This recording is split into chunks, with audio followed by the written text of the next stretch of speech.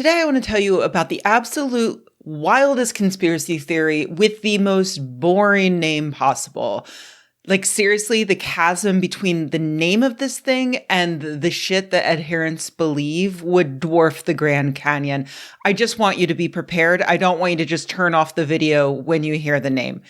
Okay, so it's called the National Economic Security and Recovery Act. I know, you're already bored. It doesn't sound like a conspiracy theory. It sounds like a piece of congressional legislation designed to lower property taxes for Applebee's. But seriously, this conspiracy has everything. 9/11, aliens, shape-shifting reptilians, Mormons, sovereign citizens, the Illuminati, Ponzi schemes, New Age gurus who channeled 35,000-year-old warrior spirits, free energy, cryptocurrency, meatballs secretly made of Bigfoot testicles. Okay, maybe not that last one, but everything else, yeah, it's in here.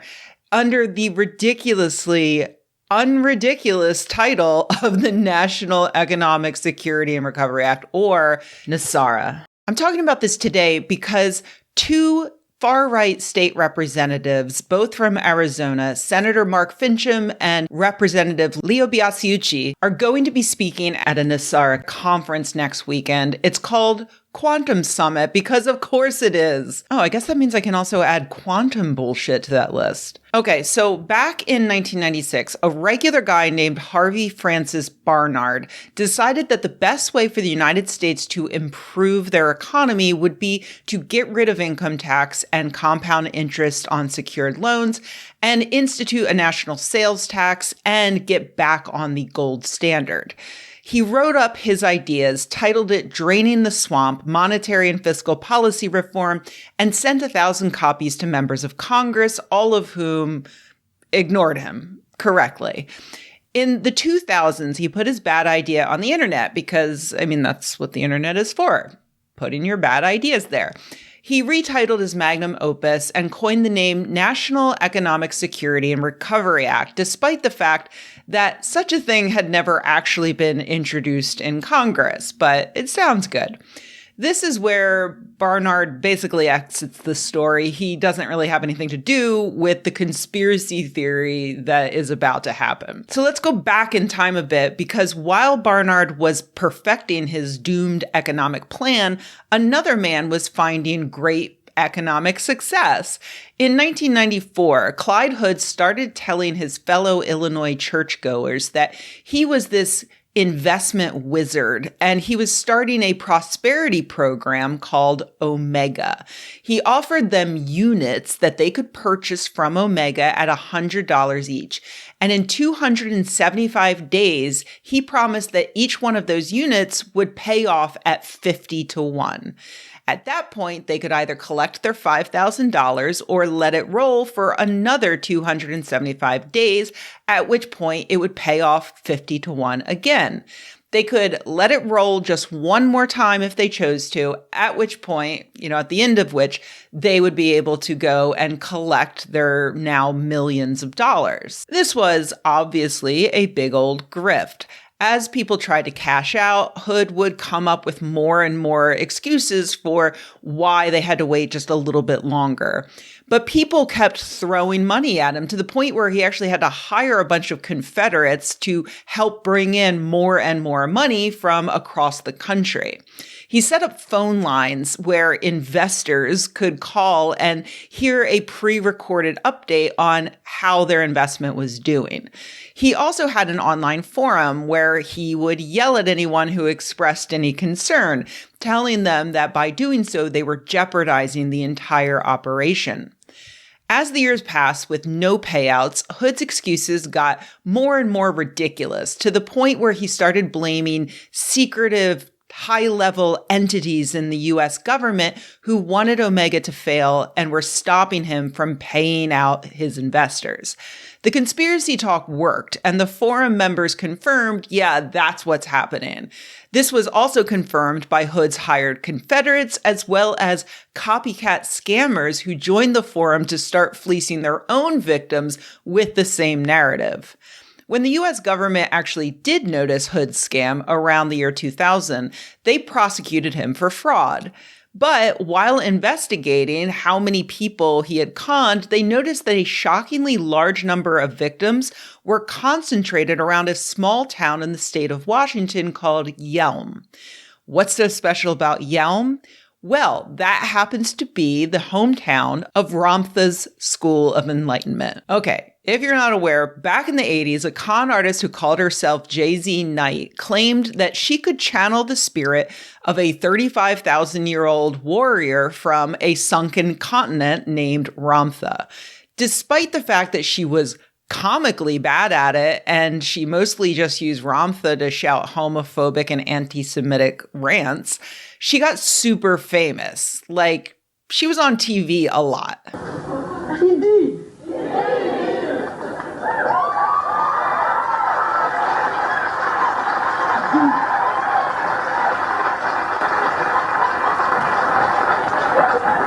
Indeed, beloved master. You are well this day in your time? Yes, thank you. Sit down here. This is that which is called television. Mm-hmm. The tube. To capture a moment forever. You were a little tough to wake up today. Were you sleeping when we got to you? Wake up? Were you sleeping? What is slumber, entity? I am never in slumber. Awake at all times. At all times. Where are you when you're not here? Would you like to see? No.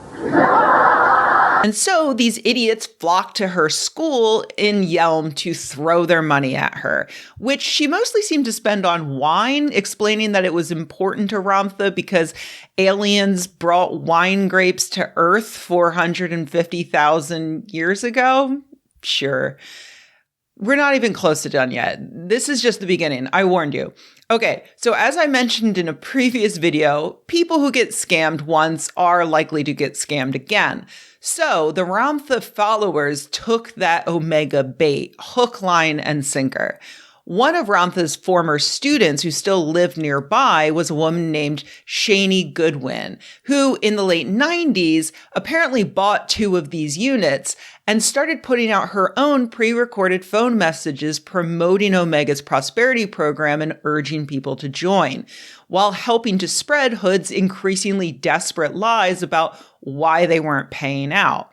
According to the federal investigation, Goodwin was not one of Hood's paid Confederates, so it's unclear whether she was just a victim who was believing the lies and helping to spread them, or if she was actually one of those copycat con artists who was running her own prosperity program, although she later denied that she ever did that. Goodwin adopted the pseudonym Dove of Oneness, and she made her own website, set up her own P.O. box, incorporated, and soon she had a rabid following of information-starved Omega investors who were devouring her every update and sending her money and gifts whenever she requested them. She even did her own Ramtha-like channeling of ancient wise men. When the government cracked down on Omega in 2000, Goodwin went into overdrive to convince her followers that everything was actually just fine. She instructed them to stay away from any news about the federal investigation, and she promised that all of that was going to eventually go away because the Supreme Court were secretly on their side. When one of Hood's co-conspirators died from diabetes shortly after pleading guilty, Dove announced that he had been killed by their enemies. And finally, she announced that eventually every prosperity program, not just Omega, all of them, and she was the sole voice of all of them would pay off all at once thanks to the National Economic Security and Recovery Act. She had somehow stumbled upon Barnard's website and used it as a basis for her new ultimate explanation for why all these scams were definitely not scams.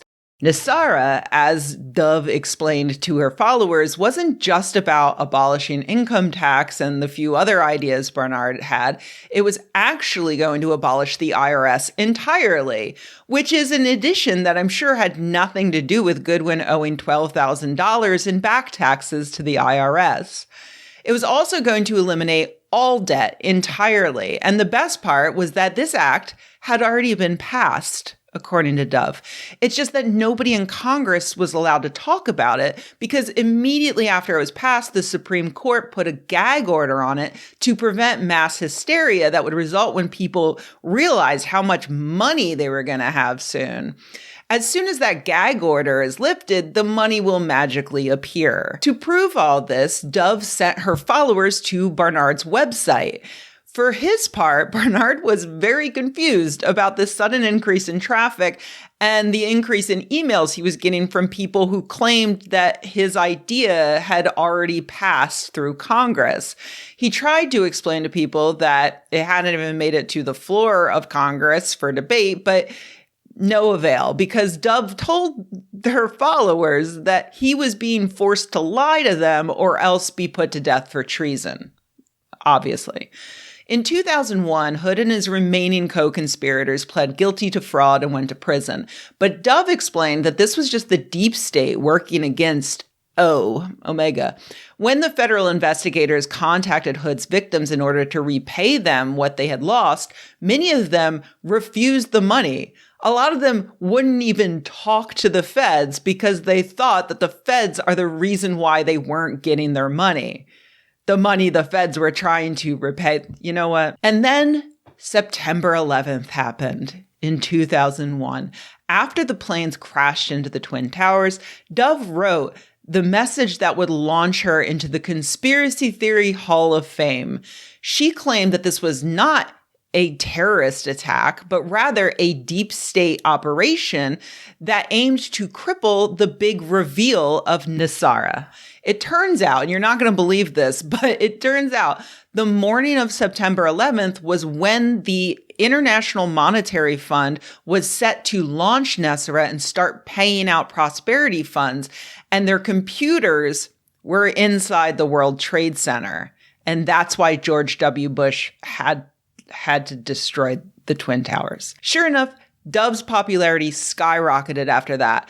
And if you can believe it, her missives got crazier and crazier. She incorporated more ancient wise men, Egyptian gods. She also added in technologically advanced aliens who beamed people out of the World Trade Center before they died on 9/11.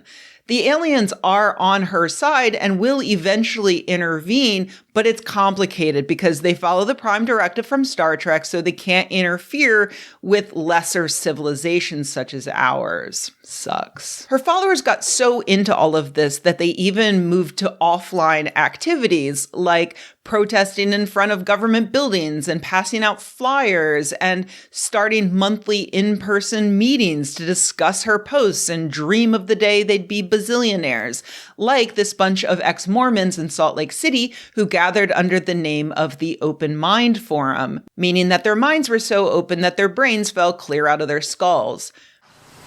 Second year went by. Okay. Was I a fool? Third year went by. Fourth year went by. 10 years went by. And it has been subdued, it has been set aside, it has been ignored for years because of the total change, I'm sure, that is about to occur when this takes place. As most people know, the mass prosperity deliveries and funding will only be done after Nesara is announced. All of us need to do what we can to get Nesara announced for the benefit of the world, our loved ones, and ourselves. We on the internet are now organizing Nesara action teams. We know that we must contribute our efforts in order for Nesara to be announced. I've rarely asked you calling this number to do anything, but we all need to do all we can to ensure Nesara is announced soon. By the way, they aren't ex-Mormon because they realized that that was a cult and got out. No, they're ex-Mormon because they got excommunicated for heresy, because they literally believed that ancient gods were communicating to them through a random woman in Washington state. And it turns out monotheistic religions don't really like it when you believe stuff like that. But they did manage to actually combine their Mormon beliefs with Nesara. Jesus is going to return in a spaceship. Eventually, everyone will be raptured away by the aliens. There are only two races, and one of them is evil. The Mormons thought that that was black people, but these ex-Mormons have decided it's actually lizard people who work with the Illuminati. The reason that the LDS do the genealogy is so they can search out the bloodlines, okay, and they can find the most pure reptilians, because the more reptilian DNA that you have, the easier it is to be controlled. See, basically, there's two races on the planet. There's the humanoids, or humans, and the reptilians. And the reptilians are... And they're hybrid children. Yeah, and there's a lot of, there's an individual that came to Yentai's meeting that's a hybrid, okay, and he's got a tail. And it's interesting. And he knows it. He knows he's a reptilian. Everything is based on fear. When you're dealing with the reptilians from, the off-worlders, the dark agenda ones, the dark overlords, the Ankara system, all of the above, whatever words you want to do. It's part of our play. It's part of what we wrote in and volunteered for. But the human-reptilian conflict has been going on for millennia on many different worlds. I have never seen a reptilian per se. They have the ability to take on a human shape. They're shapeshifters, and they literally can shapeshift back into their native mode. And there are eyewitnesses that have actually observed this. And basically, I believe that the Illuminati is basically made up mostly of these reptilians that are in this Illuminati. You'd think that at some point, 5 years, 10 years, 20 years, people would eventually accept that there is no secret law that Congress can't tell us they passed. You would be wrong, because for some people, admitting that they were conned is much, much harder than believing that eventually aliens are going to come down and write them a check for $1 gazillion. So instead of Nesara going away, it's actually grown into Nesara. That's right, Nesara, the Global Economic Security and Recovery Act. Every country has secretly passed a bill that will give everyone in the world pacillions of dollars, or whatever currency they use. One grifter even has convinced his Telegram followers to buy up Zimbabwean currency that no longer has any worth at all since Zimbabwe switched to the US dollar in 2009. I'd be here all day if I described all the ways each country's grifters are grifting, but Bellingcat has an excellent overview if you're interested. They cover cryptocurrency rug pulls, a free energy machine, and of course, the inevitable overlap with Nesara's spiritual successor, QAnon. So there you have it, a completely batshit conspiracy theory that covers nearly every other bullshit conspiracy theory in existence. This hands down beats the former turducken of bullshit I discussed, Balance of Nature. But if you enjoyed this overview, go check that video out too. But yeah, congrats to those of you who live in Arizona, because 2 of your state legislators are on their way to deliver a talk at a Nesara conference next month. If you'd like to learn more about this bullshit conspiracy theory, as always, links to everything I talk about in every video can always be found in the transcript, which is linked below in the description box. You can find it on Patreon at patreon.com/Rebecca or over on skepchick.org. I highly recommend you watch Zeb Harridan's 2005 documentary about those ex-Mormons. It's available in full for free here on YouTube. And also, I recommend you read this profile of Dove written by Sean Robinson for the Tacoma News Tribune. It is terrifying.